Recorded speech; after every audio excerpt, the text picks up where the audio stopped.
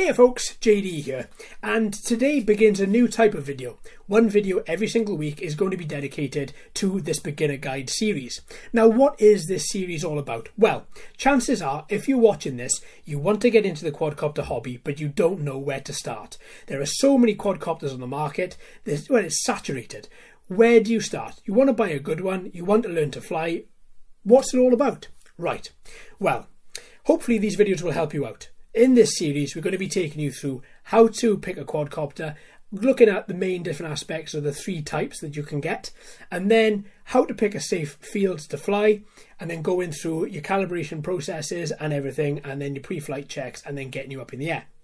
So as this is video one, I wanted to start off right back at the very beginning. So you've already done some of the work already. You've chosen that you want to take part in this quadcopter hobby, but you're not sure of where next to go. Well, let me help you. So there are three particular types of quadcopter on the market. Type 1 is a bog standard quadcopter that you control and you have the full control over. Type 2 is flying assisted, where the quadcopter will hold itself in midair. And Flight 3 is even more flight assisted, where the quadcopter will hold itself and lock itself rigidly.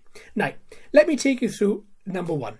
So, quadcopter style number 1, there is no flight assistance here whatsoever. You control the throttle, you control the height, you control the movements, everything. Otherwise known as a non-altitude hold quad. So there is no assistance here whatsoever to help you if you get stuck.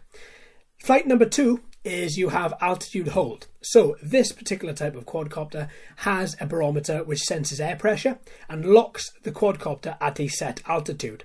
Now, it doesn't lock it very precisely. The quadcopter will move side to side, blow in the wind, and you may notice as the pressure is read on the barometer, the quadcopter fluctuates up and down also. And there's type number 3, which is a GPS hold quadcopter. Now, a lot of the big photography, videography quadcopters come with this. So it's a calibration process you have to go through to calibrate the GPS module within the quadcopter. That then locks onto satellites, and literally those satellites lock the quadcopter in place. There is, or should be, little to no movement. So you can let go of the throttle, let go of the both analog sticks, and the quadcopter holds in place. Now, let's go back to mode number 1. I personally think, and this is just my thoughts, I think this is the best type of quadcopter to learn on. You want to learn, when you're starting out, you want to learn the basics of flight, and you want to learn how to control a quadcopter and bring it back to you. Now, I didn't start off in this flight, in this particular pattern, and I think it actually hampered my learning ability. Now, when you're setting the course trajectory and when you're setting the height of a quadcopter, you're doing it by sight and by feel of the analog sticks as well. So every slight movement, the quadcopter will move, right? So it's very important that you learn how this quadcopter moves and how to bring this quadcopter back to you and fly it safely.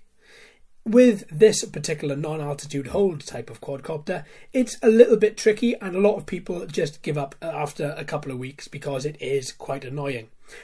But if you persevere, you can actually get very, very good flight out of these particular types of quadcopters, and they are actually my preferred type of quad to fly. Mode number 2, the altitude hold. These are a little bit easier to fly, and you often find a lot of beginners gravitate over to this particular type first, just simply because your altitude is locked in place, albeit moving slightly. Now, with this, I feel this isn't the best way to start because you haven't got full control of the quadcopter. You don't really learn how to bring a quadcopter back to you safely. You don't really learn how to land it properly. A lot of the work is done for you. Now, there's probably going to be some people that contradict me what I say. This particular mode will get you up in the air the quickest, but I don't think it's the best for the person that wants to increase their skills, start off, and then, build up to the larger quads. And the third type of quadcopter is by far, in my opinion, the easiest type of quad to fly. It is the GPS quad.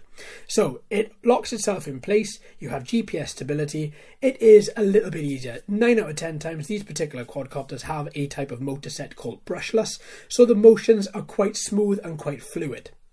Now, if you start off here, I'm not saying it's wrong, I'm not saying it's bad, it's just it wouldn't be my preferred option to start off on.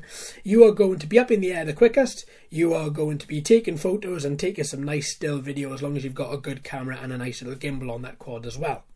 But you're not really going to learn the proper parts of flight, I don't think.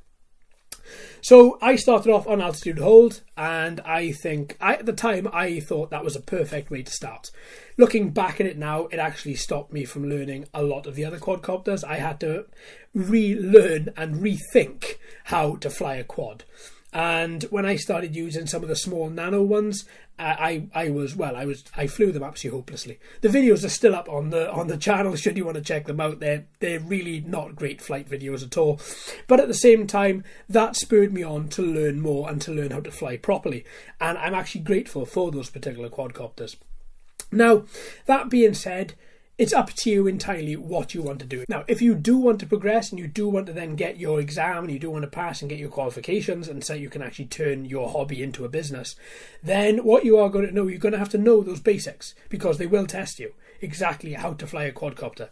And a lot of people fail first time around because they don't know, because they have had assisted flight.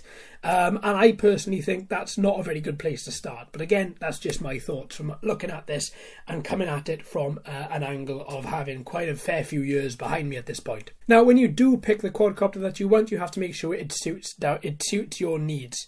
A lot of these cheaper quadcopter cameras aren't very good. They're not very clear. They are quite noisy. You will find that the colour has almost been stripped. It looks like it's very flat. Obviously, the more you pay, the better you're going to get until you get into the professional grades, the DJI quadcopters, the Parrots and stuff like that, in which case you're going to have a very good camera. But it is down to you exactly what you require out of that quad. So if I was to give any tips whatsoever, the tips would be, as you've heard all the way through this video, would be to fly standard non-altitude hold quadcopters to learn on. Learn exactly how to fly a quadcopter and then increase your skills and go to something like an altitude hold quad. Right, what are your thoughts? Let me know in the comments underneath. Are you new to this hobby? Is this something that you are going to pursue? Is it something that you've tried and failed at? If you have, let me know. I want to see if I can try and help as many people as I can get into this fantastic hobby. I do also have a beginner's guide set of videos. You'll find it in my playlists. Have a little look. It's not perfect. It's just how I learned to fly, and I thought I'd put that down to see if it helps a couple of other people as well.